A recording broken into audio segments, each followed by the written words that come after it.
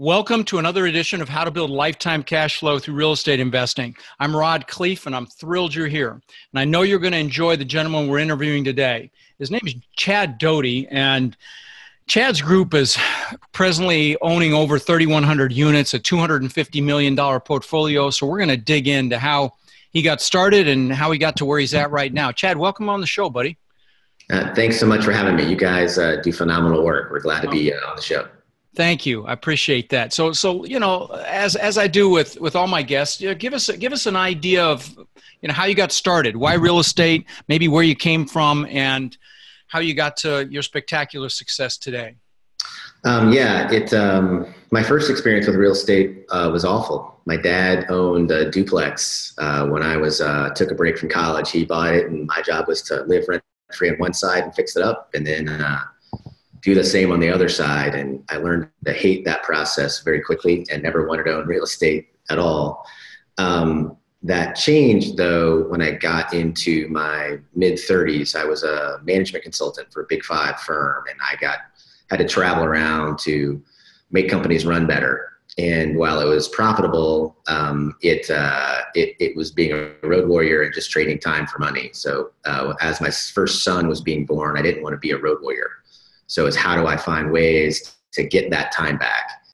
So I first went into the options market. I ran like a 2-year fund of doing OEX credit spreads to generate cash flow. And it was great, but I hated it and opted out, got rid of that, and then moved into real estate from the perspective that I didn't want to be a landlord. I didn't want to do management. I didn't want to get my hands dirty. I just want to run it as a business because that I knew. So I bought a 6-unit building, historic building in Richmond, Virginia, with a partner who decided to spend the entire renovation budget for the building on one kitchen. And I had one that put the whole budget up his nose. So at least you got a kitchen out of it. Yeah, one phenomenally pristine kitchen that belonged in $1 million home. So he bought me out, and I broke even and learned a relatively inexpensive lesson. Pride was hurt, and the plans got derailed. And I went after a 12-unit building on my own. That went better. Then as I was looking at scaling, you can do that. You can scale from smaller and up, but there's faster ways to do it. And so the faster way was to learn how to raise capital and apply value to bigger buildings. So I went from a 6 to a 12 to 112. And then built a company on how to do that. So that 112, what year was that? 2009. Oh God, your timing is impeccable. It's so funny. The similar story. I have someone on the show with thousands of units, and they got rolling in 9, 10, and 11. And I was hiding under a rock at that time from my butt being kicked. Well, awesome. So let's talk about that 112 unit. So can we dissect that one? So sure. Where was it? How'd you find it? How'd you put it together? It was in College Station, Texas. Okay. We found it kind of just through a relationship. I don't know at that point. We had a relatively robust demographic model. We sort of knew what it needed to look like, but it was more a little bit bird in hand and some trust with a broker relationship and a prior partner who is now not with the firm. But we got into the deal. We raised, it was an assumption because lending had completely dried up at that point. Right. And so you're saying, oh, you're lucky you started then. At the time you're doing it though, people think you're just dumb. But it's a harder sale for sure. Yeah, no question. But yeah. So it was an assumption. How much money did you have to raise? $4.3 million. Wow, that's quite a bit. Sorry, it's $4.3 million purchase. We raised 2.1. Okay. But it was basically a 50% LTV assumption. Okay. All right. Fair enough. So that got you rolling. So tell me how you grew from that to where you are now. Was it a gradual evolution? Did you put a team together right out of the gate? Let's talk about team for a minute. So what sort of a team did you put together to accomplish this? In the beginning, we knew we wanted to grow a legacy company. It was never a invest here, get to some door count, sell, or some necessarily cash flow target and retire. Yeah, just let me interrupt you for 1 second. So those of you listening, guys, what he means by that, legacy company means buy and hold, not buy, hold, and sell, not buy and sell. It means build a cash flow machine for your children, your grandchildren, and their grandchildren. Exactly. Okay, please continue. Yeah, you got it. Curse of knowledge. You think everyone knows the terms. Yeah. I only get hate mail for interrupting people, but it's usually there's a method to it because not everybody understands the nomenclature. You'll have more of those with me probably, so I apologize. So we wanted to build a business that had $500 million in AUM and assets under management. That would drive asset management fees in the $3 to $4.5 million mark. That would more than be 3x the nut of the business as a business architecture. And at that point, you really have a self-sustaining company, whether you acquire that year or not. Mm-hmm. And that was the goal back in 2010. So wow. We thought you drew that line in the sand back that far. Yeah, nice. Because that's the benefit, I think, of doing the management consulting stuff is you get dropped into good and bad companies 4 or 5 times a year for 10 years. You kind of see what works and what doesn't really quickly. Sure. Did we know how to do it then? No, we just knew we wanted to do it then. Got it. The how comes afterwards. I love this. Yeah. This is great information for my listeners. You make a decision. It starts with a decision, and the Latin root of the word decision means to cut off. It is done. It's going to happen. Now we'll work on the how. Awesome. Right. And then team-wise, it was. When you first own a business, you're doing everything. Right. And then all you're doing is you're finding out what are you best at, what are you not best at, bolt on the things you're not best at, and then you progressively slice and dice that up. So we first had 2 partners, then we added an office manager because none of us hated admin, and she was employee number 1. We were owners. We added another partner who was very, very good at analytics. And then we started building around that. So you had acquisitions, asset management, fractional controller, a few admin for certain layers, client service. Let me stop you for 1 second. So I want to draw attention to a couple of things you just said, which are critical. And you said you discovered what your strengths were, and you looked to shore up the weaknesses, either by partnering, hiring, leveraging, whatever. So guys, that's a huge clue here. Play to your strengths. You're going to get further faster. Awesome. And of course, when you start, you're wearing multiple hats. Now, another thing you just said, fractional controller. Was that like a contract situation? Is that what you meant by that? Yeah, a lot of people believe, and we get this from folks who are starting on the active side, is do I have to hire all these folks at once? Right. Okay. And don't. So for most of the accounting work is done at the asset level, and there you have a dual CPA property manager. You have your own tax guys reviewing the stuff, and then you have your own controller, but they're not doing the work. They're just verifying. Just reviewing. Mm-hmm. Yeah, an asset management company isn't that complex financially. It really isn't. Right. So for us, unless you're hiding money in the Caymans. Right. Yes, we just had a really good resource that did that a couple days ago. And guys, those of you, so you understand the whole asset management discussion, when you do a syndication, it's typical for the syndicator to charge an asset management fee to the group to manage that asset and manage the third party management, and that's standard, and that it's typically a percentage of the gross, and it's expected. So that's what we're talking about here, is that ongoing asset management. Okay, so you put this team together, you grew, you hired an office manager, and nobody loves admin. Well, I shouldn't say that. I'll get hate mail for that. But and you've grown. And tell me what the organization looks like now. Now we've got 14 people, most of them in Richmond, Virginia. We have 3 folks in California, and they primarily do either marketing or outside sales. So it's fine for them to be there. And it's what does outside sales look like in your organization? And really, I don't say outside sales. It's more primarily phone work, but also some presentation work. But we built an engine where we can market and educate to client. All of our offerings are Reg D 506C offerings. Okay, so all accredited. Okay. Right, all accredited. We can advertise. Okay. And we have Okay. So it's attracting investors. That's what we're talking about here. It's how do you bring investors into the fold? I know you do that through an educational framework. Guys, his website is 37thparallel.com, and I know he's got a lot of educational content there. So that's what threw me, the outside sales piece. So and so you have a regular office situation. You're not virtualized, anything like that. You're okay. We started that way. It was first in the room off my kitchen, then it was in a mother-in-law suite above my garage, and then it was in like 3,000 square feet of suburban office space, and now we're in 8,500 square feet in a urban renovation zone that we love. But yeah, nice. So what are your I forgot you mentioned your target markets. Where's most of your portfolio? We're primarily in the Texas Triangle, which is Dallas to San Antonio to Houston.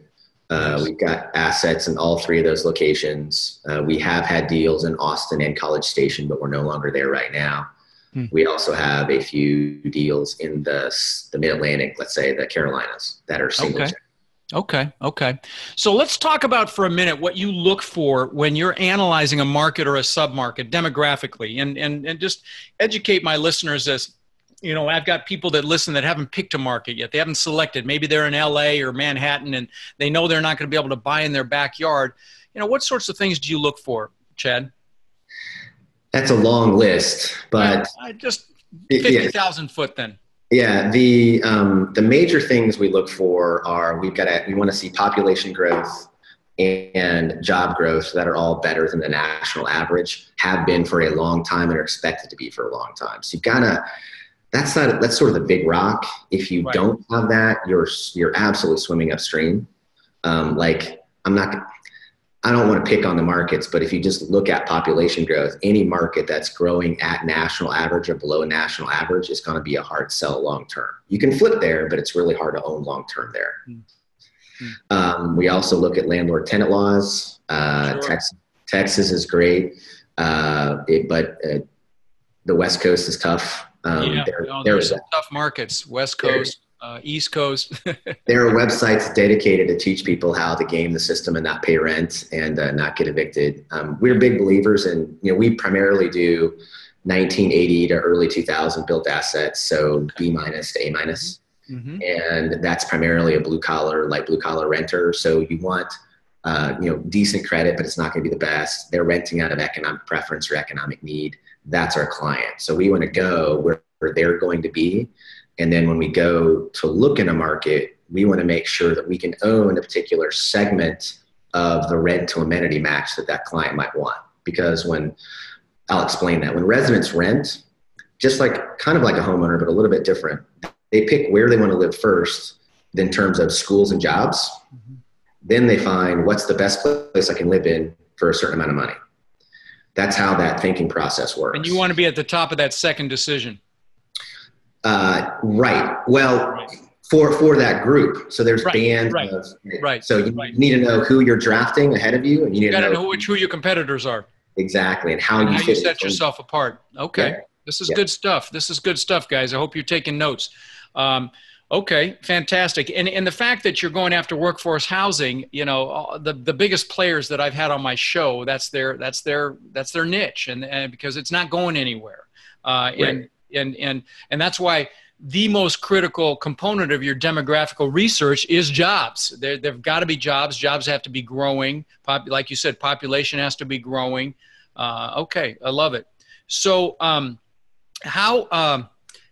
tell us, now you use third-party management, correct? You have an asset manager on staff and you use third-party management in your properties. Correct. And so you develop long-term, comprehensive, very carefully screened relationships with these property management companies. Correct. Okay. Do you utilize them in your due diligence process? Do you bring them in right out of the gate when you identify a property? Yes. So the way it works when we're going into a market is we'll look to have at least 2, if not 3, viable property management partners in that market. We walk them through what we call our overlay process, meaning that here's the reporting we want, here's the way we manage, can you work that way? It'll almost feel like we're part of their regional team the way we interact with their regionals and the on-site property managers. When we go to do a deal, when we first start with them, we will pay them to be upfront with us, not only in due diligence, but also in underwriting. So by the time we go to LOI a deal, put a letter of intent down, we have an underwrite from the lender, we have an underwrite from the property manager, and our own. Oh, so I love it. Love it. Wow. Okay. So so when you identify a property that has merit, you bring them in even before the LOI stage, and you're going to have an expense related to that, but that's pretty impressive when you submit that with an LOI. You've got it underwritten from all three components. That's a tip, guys. Write that one down. That's a good one. Of course, it's expensive. You got to be able to afford that, and I love the way you define them as partners. That's also awesome. Wow. That's a woodpecker on my roof. Right? Can you hear that? I can. He's hitting my gutter. Good Lord. Hang on a second. Hopefully hopefully he flew away. They're not the brightest animals on the planet. Those woodpeckers hitting my gutter. Anyway. All right. So a little comic relief. So let's talk about tell us about, I mean, you talked early on where you had some setbacks, and, everybody thinks this path to success is an easy road. They think there's, it's just, you just make a decision, you push forward. Talk about some of the hurdles that you had to overcome, and maybe some roadblocks, or maybe when you really got your butt kicked and what you learned from it. Right. The very first one was my very first deal. Right. If you look at my first two deals, one in my 20s where I was just a laborer, and one when I was in my 30s and buying it, is the first one. I learned the things I didn't want to do again. I didn't want to be doing I don't mind. I build stuff at home all the time. I just don't want to do it on these deals from a money. It's just inefficient from a business building perspective. Yeah, it's a time money component. I mean, what are you best at? What are you, like I shouldn't be out there mowing my lawn. I don't mind it, but it's not the best use of my time. So, yeah. So you were blessed that happened on the first deal. If you'd had a different experience, then you might have gone down a different path. So, that was a blessing. Okay. And then the second one was just partnering, and be very cautious about people like, hey, I want to partner in this deal and do this. Is like, do you know that person's spouse? Do you know their family? Do you know what they do for fun? If you can't trust them with your last $100,000 and your kids, because you're basically investing in and owning a member of your family, because you'll invest that amount of time. It'll keep you up at night if something goes wrong, and it's not like you can get out of it easy. Real estate. It's a marriage. It's a marriage. Yeah. In my coaching program, we've got I think it's about a 30-page list of questions and things that you need to ask and think about if you're even considering a partnership. And the first question is, do you really need this partnership? And then on and on from there. And the other thing is, you must trust your intuition. Like you mentioned, the family. If I'm getting into a heavy duty relationship, even a C-level hire, COO, CFO, we go to dinner and I bring my wife, and I trust her intuition, and we have a drink or two, and then I trust my intuition. And it's, people think it's not a big deal, but frankly, I've changed my mind where I was ready to make an offer based on what I witnessed, how the prospective hire treated the wait staff, or, little nuances that you don't pick up on just in conversation. You really have to break bread with someone. Okay. Yeah. So, let me ask you this. Why do you think most people fail in this business, in this real estate game? What do you think contributes to that? We've actually looked at it. We've studied it Okay. As we're business engineers. We generally, 3 failure points basically are the biggest ones, probably 80-90% of it. The first one is we talk about something called a MAC profile, and that's market, approach, and capability. Okay. So, and they have to match. So to break that down, let's say your capability is you're a builder, okay? And you like to build ground up, get it leased up, and sell. That's great, but you've got to be in a market that has the demand to accept that new supply, and a lending market that wants to give you the money without constraining or holding your hands behind your back. But yet people, if all they know is building, and they're in a market where they're looking to it, and that approach is not profitable, but they try to put a square peg in a round hole, that's a problem. or they're a long-term holder and then they're in a market with negative population growth, right? That's a problem. Or single employer or some, one big major employer or something, other risk factor. Right. Or they're right next to a military base that has BRAC exposure. There's all that stuff. So that's the biggest one. Is there a match of that market approach? And what was that acronym again, and what did it stand for? Forgive me. MAC profile. Okay. Market, approach, and capability. Okay. And you can apply that to any business, really. But I like the way you've capability involves the lending environment. I like it. I like the way you position that. That's really interesting. Please continue. Then the other one is the management, because no matter what, because we joke that pro forma is Latin for lie. I call it toilet paper myself, but right. But what makes that happen, and you got to make sure you're not eating your dog food. You've got to have your operators in while you're going through that process. But what makes it happen is the operator. So it doesn't matter how good your numbers are, how good your financing is, how good the deal is. It's right. Who are you as an asset manager and who is the property manager? Because right. The myth in real estate is that if the deal's good enough, people will find you. That's not true at all. Find a great deal, give it to your crazy brother, and see if he actually gets the money. It's right. Not true. People invest with people that know what they're doing.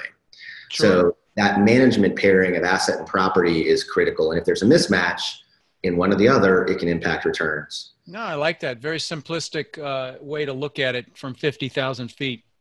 Awesome. What's the best advice you've ever received around this business or life in general? Ask yourself why you're worth the money. What value are you providing? When I was in consulting, I would ask hey, what can I do better? He's like, don't overcomplicate it. Sell it, do it, collect the bill, and never screw up. And but at the end of the day, are you providing value? Are you serving? And always asking yourself, what are you doing? So is your client your resident? Is your client your investor? Is your client your lender? And all those relationships, if the value is only coming your way from that partner, then I think that's not a good sign of a long-term relationship. You want to be a success, you add more value, period. Yep. I live by that motto. Okay. Any bad advice you've gotten about this business that you might share? Misconception? It's always a deal at some price. That I think is the biggest lie in real estate. I like that. Because if it's at that price level and a lot of people smarter than you have walked away from the deal or not even looked at it, you're eventually going to pay what the market requires. It's just you're going to pay it after you bought it. Yeah, no, I like that. That's very powerful. So what did you have to sacrifice to get where you are today? What did you have to give up? Like I've got on my wall here, grind now, play later. What did you have to do to get to, what did you have to give up, if anything? So on that quote, grind now, pay later, my dad, I think it's a Longfellow quote. The heights by great men reached and kept were not attained by sudden flights, but they, while their companions slept, were toiling upwards in the night. I like it. Oh, I like it. It's, so there's that. I took a pay cut when I left consulting to by half to go after this. And I still was holding on to both branches, but I knew I could take care of my family. I didn't just jump. But at the end of the day, took a pay cut and it lasted 5 years, but now we're well past where we were.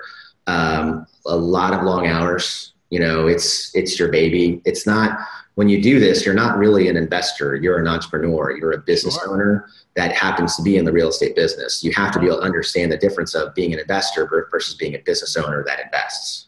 Right. Right. And you have to be a leader as well. If you're the one starting this thing, what do you think is the greatest characteristic a leader should have? There are different leadership models, right? In my experience. Well, this is your domain too, with the business development stuff. So that's why. Right. Yeah. No.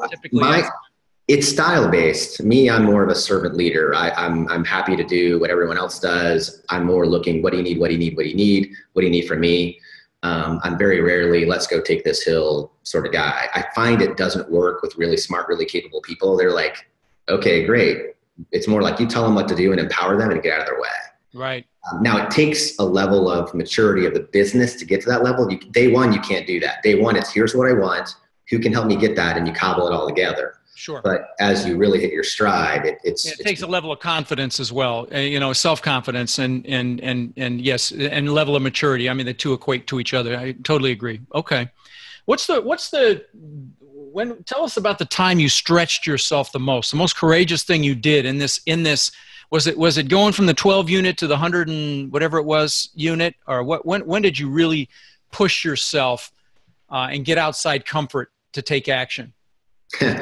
We were closing a deal that had two really rough things happen to it. It was in Houston, Texas, and at literally 2 weeks prior to close, it was only a $4 million raise, but a $500,000 investor backed out, and the LTV on the loan went from 75 to 65. Oh God. Right. Double whammy. You have to raise more money and you lost one of your biggest investors. Wow. Right. So we had to raise 2 weeks before the close. Right. So we had to raise an extra $1 million, and we didn't get it prior to close. What we did is we short-term funded it ourselves and then backfilled the raise afterwards. It's great that you had the ability to do that.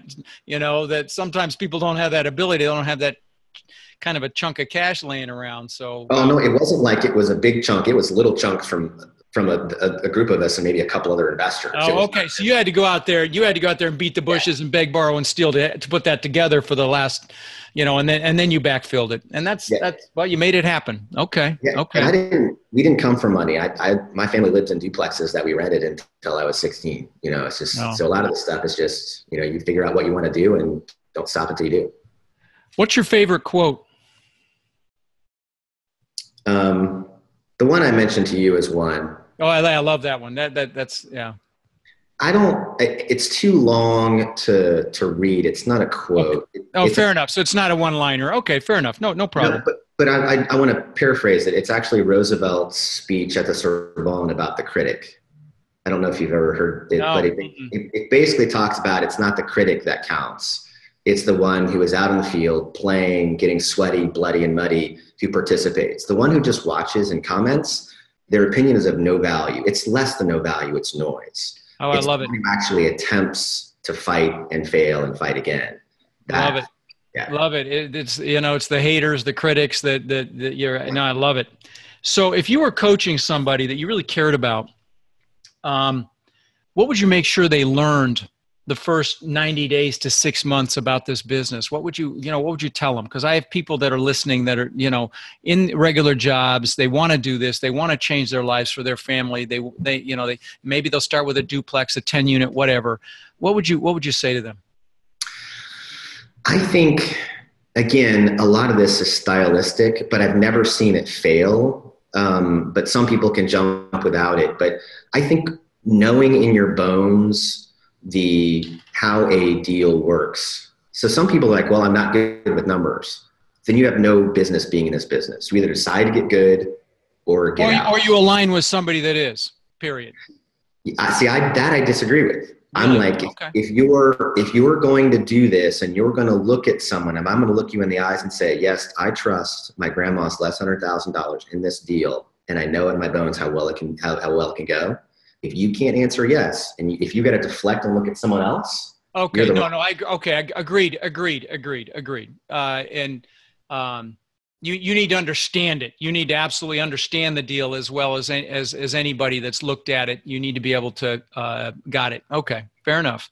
So, one of the questions that I had listed for you, now you started in 2009, so you didn't go through the 2008 debacle, but what do you know about how apartment investments perform historically through a downturn? What I'm sure you've done your study, and so that you can do stress testing on a deal to make sure you'll be okay through the next one. What sorts of things? Can you speak to that a little bit?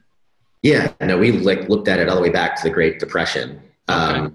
You look at there's a ton of failure points we look at, but there's two.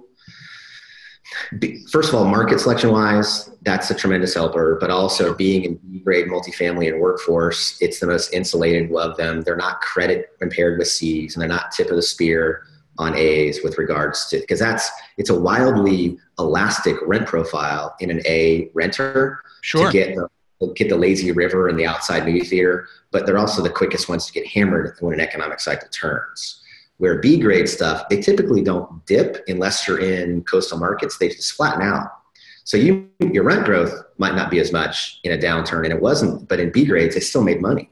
Sure. You know, where if you were, there was a pullback, but not as significant as you didn't like you'd see in the A market. In the new construction and hospitality, basically gave all their prior 3 years of profits back. Right. You know, these just kind of take along. Right. Okay. And we also measure something. We also have a buy stress test called break-even occupancy. And we want to know that we can own an asset that can take double market vacancy at the time we buy it. Because in most markets we're in, they've never experienced a double market vacancy dip. So if we know we're buying an asset that can take greater than a historical prior result, that's a pretty good safety metric. Sure. Double the current vacancy rate, whatever that is, you double that, and that's one of your stress tests. Okay. Yeah. What do you do as far as operational? Do you raise any operational funds when you raise equity for a deal? Do you is there any additional funds that you're doing in this marketplace?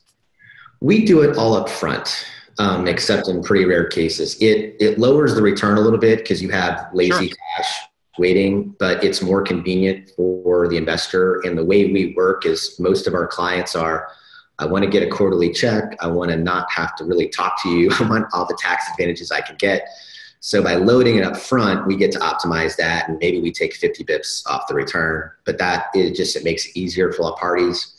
And we'll. By the way, guys, 50 bips is half of a percentage point. Okay. Yeah, thank you. All so right. let's say that whatever the target return is, it'll be 50. Right. 50. Yeah. You offer a 12% return. It's really going to be an 11.5% return, but you've put some money aside for a rainy day in case of a contraction, in case of an issue. So there's never a problem. Okay. And we always have a rainy day reserve that's 6 months of debt service, and then we had the CapEx reserve for what we're going to do for the first 5 years. Sure.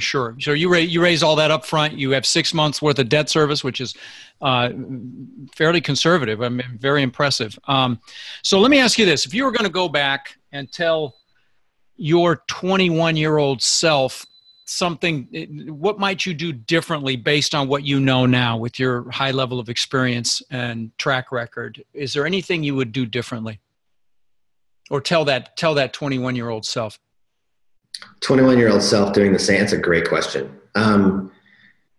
Get bigger sooner. It takes the same amount of work to do a bigger deal as it does a smaller deal. It's just fear and capital. Yep. And the capital, you got to figure that out. But I think it'd be better to take longer and go bigger than to go sooner and go smaller, knowing what I know now. Right. At the time, I had to start at 6 and a 12 and 112. But some people do duplex, think they're then going to do a merge 1031 and all of a sudden have a 100-unit deal. And it so very rarely works that way. Yeah, it's a lot of brain damage to try it that way if you really do want to go big. Yeah. Okay. Yeah. Well, listen, added a ton of value. I really appreciate having you on the show, Chad. You guys can check him out at 37thparallel.com. And I'm very grateful for you spending your valuable time with us, my friend. Thank you. It's my pleasure. And one thing on the URL, it's 37 parallel. There's no TH. So 37. Okay, got it. Yeah, 37 parallel. Thank you for clarifying that. All right, Chad. Thank you so much, my friend. Take care. Thanks, Rod. Bye. All right. Thank you for listening to the Lifetime Cash Flow Through Real Estate Investing podcast. If you've enjoyed the show, please take a minute to visit iTunes and leave your comments.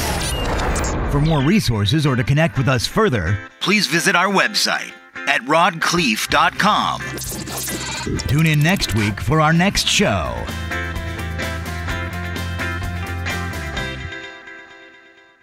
Any investment opportunities mentioned on this podcast are limited to accredited investors. Any investments will only be made with proper disclosure and subscription documentation and subject to all applicable laws.